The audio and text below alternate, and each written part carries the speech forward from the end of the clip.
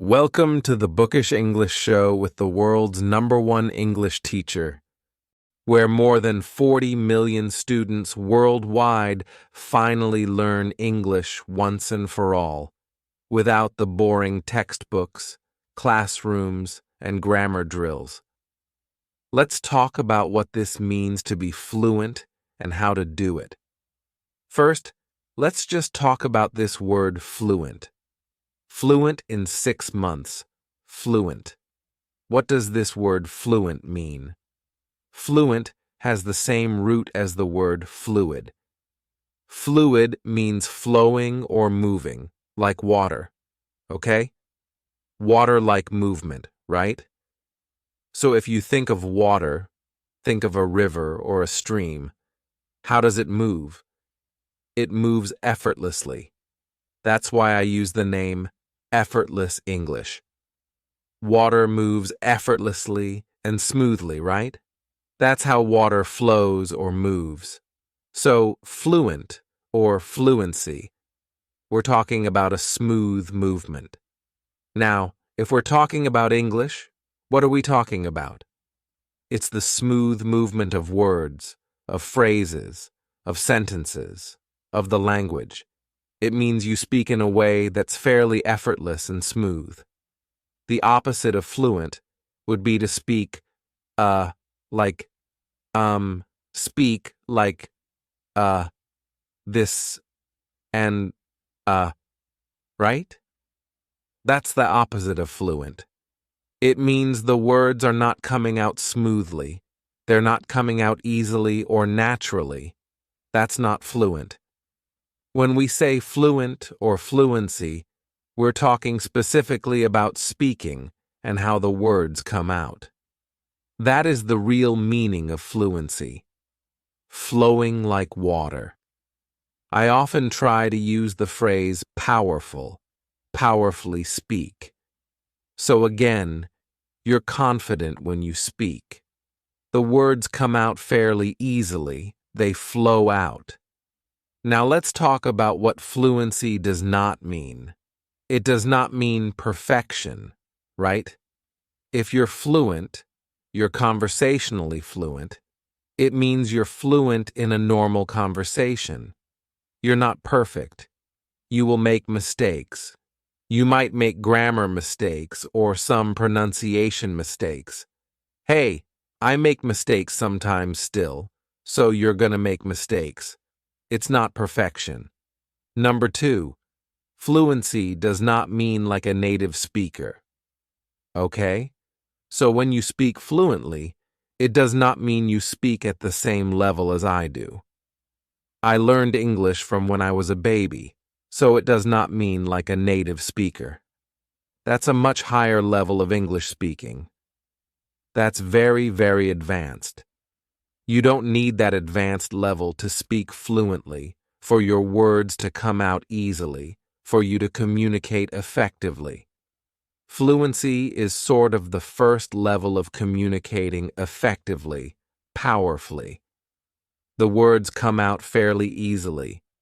Do you need a huge amount of vocabulary to speak fluently? No, you don't. Again, we're talking about conversational fluency. When you are fluent and you're conversationally fluent, what does it mean? It means you speak and communicate fairly easily, effectively, powerfully in normal conversations. Normal, everyday conversations. Normal, everyday topics. So we're not talking about special topics like economics or business or something academic. No, just everyday things. Talking about the weather, talking about your feelings, how you feel, what you did today or yesterday, what you're going to do tomorrow, buying a train ticket, going shopping, those everyday, normal conversations that we have.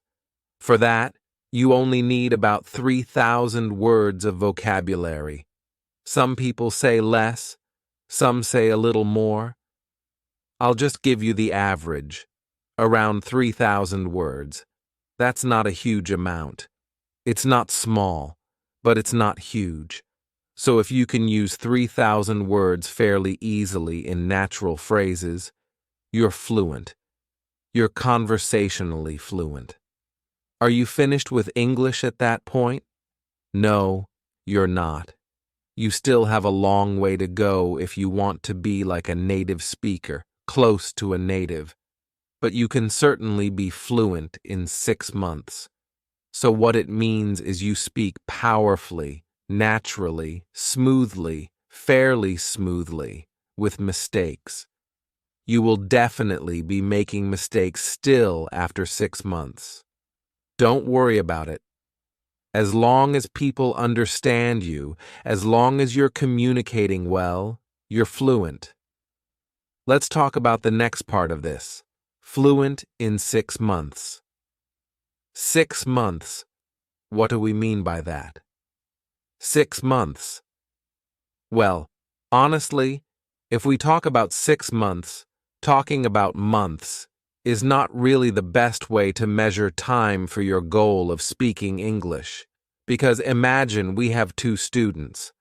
One student only listens to English 1 hour per week, and the other one listens to English 10 hours per day. After 6 months, there's going to be a huge difference between these two. If someone only does 1 hour per week, they will not be fluent in 6 months. It's not enough time. Really, we should talk about hours rather than days, weeks, months, or years. It's the hours, the number of hours you spend learning English, that's important. So, when we're talking about getting fluent in 6 months, there are 2 important things: quantity and quality. Quantity means the amount of hours, especially. And quality is how you use those hours every day. How you learn is also very, very important. You could spend 5 hours a day learning English, but if you do it in a way that's not effective, it's low quality. You need both quantity and quality to achieve this goal. Let's first talk about quantity. How many hours do you need to become fluent? Conversationally fluent? Well, it's different for every person. I can't give you an exact number, but I'll give you a very general estimate. About 700 hours. About 700 hours of quality, effective English learning, study, practice, and training. For some people, it will be more. It might be 1,000. For some, it might be less. So let's say, as a general average guess, about 700 hours. Now, here's some good news. You already have some hours, right? You probably learned English in school for many years. That was low quality, and a lot of those hours were not very good, but still, it's better than nothing. Okay?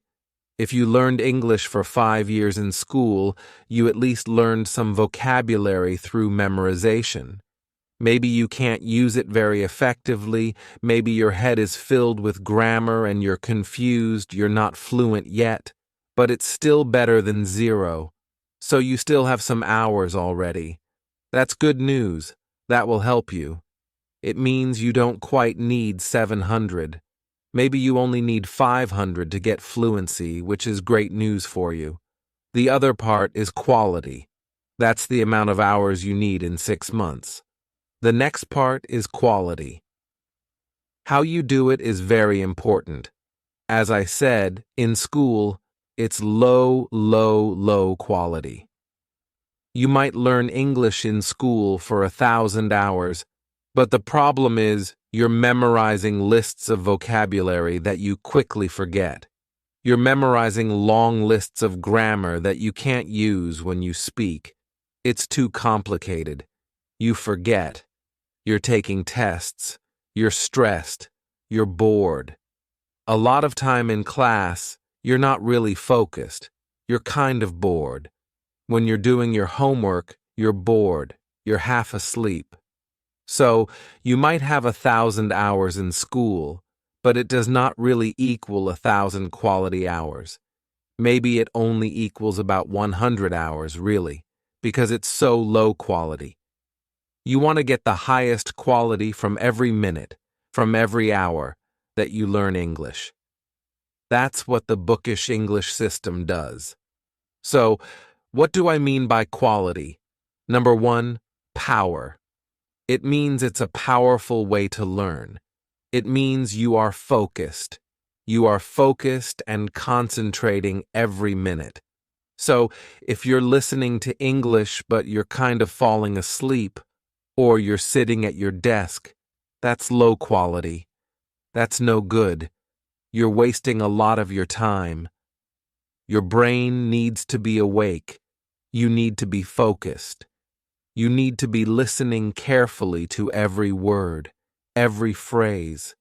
That's the highest quality. Alert, awake, maximum concentration. It needs to be understandable. This is something else for quality English learning. You must understand it. If you don't understand it, you're wasting your time. This is the problem if you're at a lower level and you listen to a movie or a TV show. You're wasting your time. It's too advanced. You can't understand anything. Most of your time is completely wasted. You might watch 2 hours or an hour of TV, but really, you're getting almost no quality English learning. You must understand it. It can be a little difficult, but not too difficult. Very, very important. Understandable is super important. That's part of quality. Next, you need to have some emotion, positive or even negative sometimes, but especially strong positive emotions will help you learn much faster. That's also part of quality. It's why I use stories a lot in effortless English. Just think about it. When you learn something with no emotion, just kind of flat, it's much easier to forget. But if you learn something with excitement, energy, passion, or sometimes even fear or humor, laughter, you are more likely to remember it, and to remember it for a long time. So, it needs to be emotional and energetic. Emotion and energy go together. A low-energy, low-quality way to study English is to sit at your desk, listening, or just reading a textbook, right? It's low energy. Your mind starts to go to sleep, and you're wasting a lot of your time. But if you're up, if you're moving, if your heart's beating, you've got energy going through your body, you're feeling good, you're smiling, you're awake, your brain wakes up. Everything is much more effective. Everything you do, you will remember better. You will learn faster. This is so important. You need the highest quality time to achieve this goal. I'll give you a quick example of this. Let's say you're trying to learn the verb to cuddle. To cuddle. That's a nice little word. To cuddle. Now, the low-quality way, the school way, the normal way to learn to cuddle would be to look in the dictionary for the verb to cuddle, write down the meaning, and then try to memorize it. To cuddle, to cuddle, to cuddle. Repeat it a lot, right? It's boring, so it's probably going to be low energy. There's no emotion. You're just trying to memorize it. And then you probably have a list of a lot more words you're also trying to memorize. When you get to the end of the list, you've forgotten the first one. You forgot cuddle, and then you've got to go back and try it again and again and again. It's boring. It's ineffective. You waste a lot of time. By the way, what does to cuddle mean? To cuddle means to be affectionate, like to hug and kind of rub with someone. It has a romantic idea. It's not really sexual, but it can be. If you have a girlfriend or boyfriend, they like to cuddle. right? They're always touching and hugging and rubbing against each other. But you can also do it with children. Children like to cuddle. So if you have a child, you can cuddle and hug them, and it feels so good. Or even with a dog or a puppy. With a puppy, you can play around, hug him, maybe give him a kiss. Not like a super romantic kiss, but, kiss him on the head. Again, it's more of this action of rubbing, holding, and hugging, to cuddle. So, you've got the one way, the old way to learn it. You just try to memorize it as to hug affectionately. But imagine a different way of learning this word. Imagine that a super sexy, hot guy or girl, whichever you prefer, comes up to you, and you think, this person is so amazing, so attractive, I love them so much, I want them. And they come up to you and say, let's cuddle. Let's cuddle. Oh, and then they hug you, and you start rubbing against each other and holding each other. They're whispering the word in your ear. Oh, it feels so good to cuddle with you. Oh, I love cuddling with you. Now, how are you going to feel? Your heart's going to be beating. Boom, boom. Super powerful emotion. There's also a physical feeling happening at the same time. Which one is more memorable? Are you going to remember studying it from the dictionary definition, trying to memorize it the old way, the normal school way? Or are you going to remember this super emotional experience of this hot guy or girl cuddling with you and saying the word in your ear? Obviously, the experience with the guy or the girl cuddling will be much more memorable. I guarantee you'll never forget that word again. This will become one of your favorite words. You'll learn it instantly, and you'll never forget it. That's an example, an extreme example, of the highest quality of learning, in this case, vocabulary, because it has the maximum amount of emotion. Now, of course, day to day, it's hard to achieve that super high level of emotion. I wish we could, but it's hard to. Still, we can get much more emotion if we learn vocabulary, phrases, and even grammar using stories and physical movement. All the things we do in bookish English are designed to bring the emotion higher, bring the energy higher, so that you remember everything much faster and longer. That's how we get faster, more powerful results, because the quality is so much higher with effortless English. Let's talk about another example. I want you to train like a champion. Imagine that English, instead of being a subject you study in school, is more like a sport. It's an activity that you're training for, like you would for a sport, right? To be a champion. You're going to be a champion English speaker. You are a champion English speaker. How would you train like a champion? I do jiu-jitsu, Brazilian jiu-jitsu. It's my hobby. So let's imagine two jiu-jitsu fighters, two jiu-jitsu students. One is just a normal person, like me, like most people who learn jiu-jitsu, and the other one is Andre Galvao, who is a world champion. Let's look at the difference in quality, how they train, and quantity. How do they train jiu-jitsu, and how do they get results? What are the results? How are they different? What's different about a champion and a normal person? Because, again, I want you to be a champion in English, not just a normal school learner. A normal person for jiu-jitsu usually goes to class 2 or 3 times per week. 2 or 3 times a week is the kind of normal, average jiu-jitsu learner, and that's what I do. Most of the people I know train 2 to 3 times per week. What does Andre Galvao, the world champion, do? He trains twice per day, maybe more, 2 times per day. That's 14 times per week instead of 2 or 3.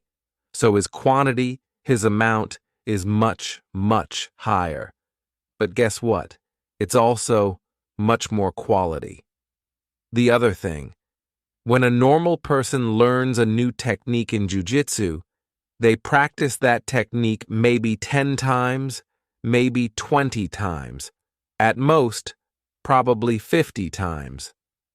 How many times does Andre Galvao practice a new technique he's working on?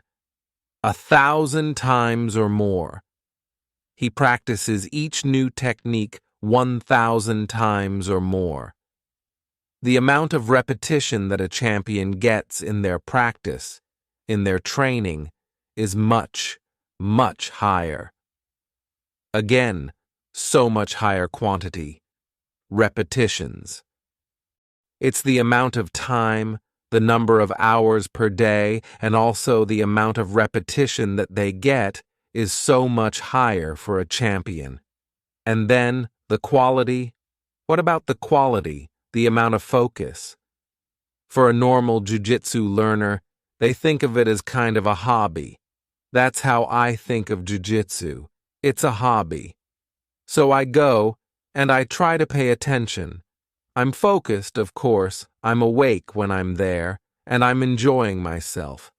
But Andre Galvao, or another champion, is much, much higher than that. They are totally focused, right? They are super high energy. They are serious. They are concentrating every minute.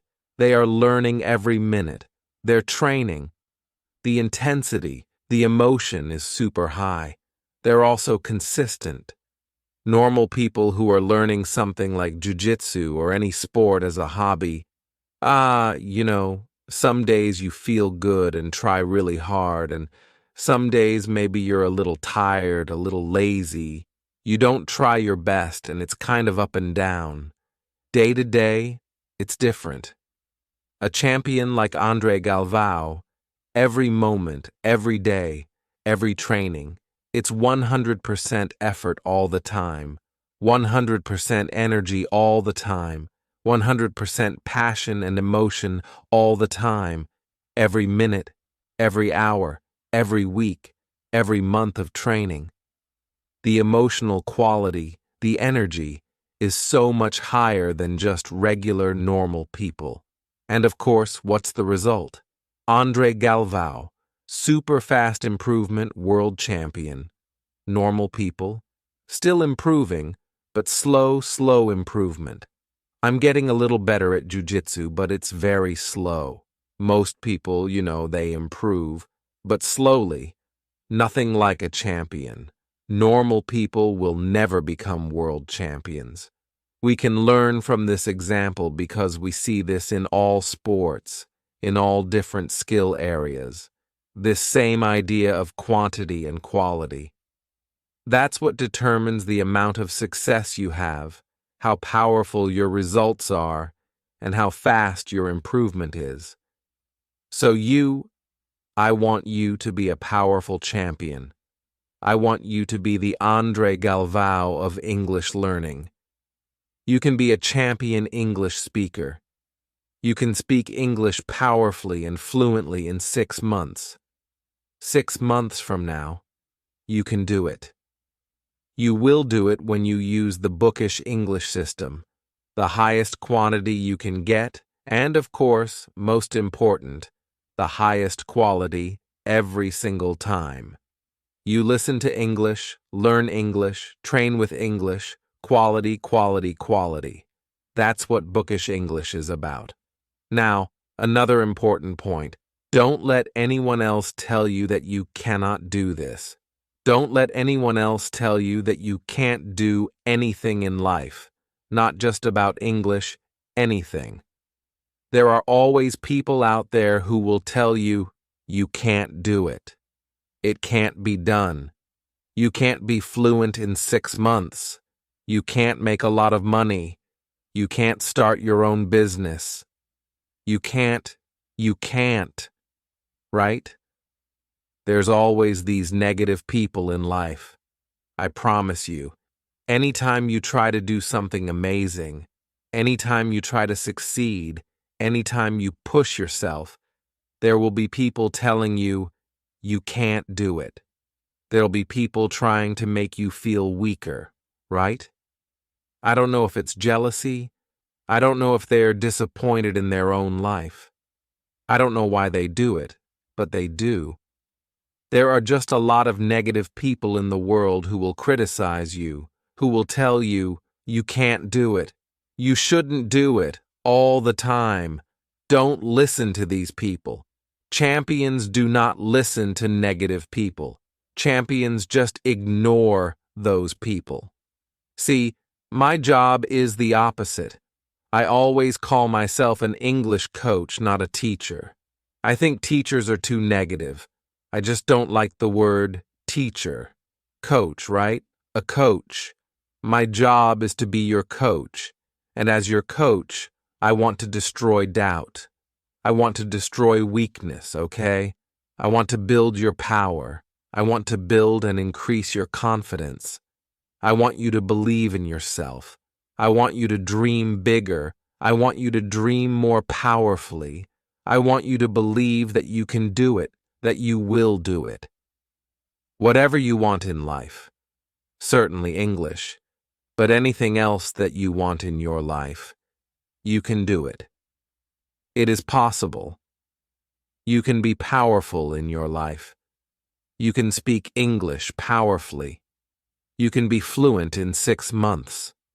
You can eventually become like a native speaker if that's what you want. You can do it. You do have the power. Trust yourself. Don't listen to all the people who say, no, no, no, you can't, you can't. No, you can and you will. Will it always be easy? But you're strong. You will find the strength. You will find the power. You can and you will be a champion. Just believe in yourself. That is my message to you. Think like a champion. Act like a champion. Train like a champion with English, and you will speak English powerfully and fluently in 6 months. Maybe less, maybe more. It's your decision. You can and you will do it. Be a champion and trust yourself. See you next time.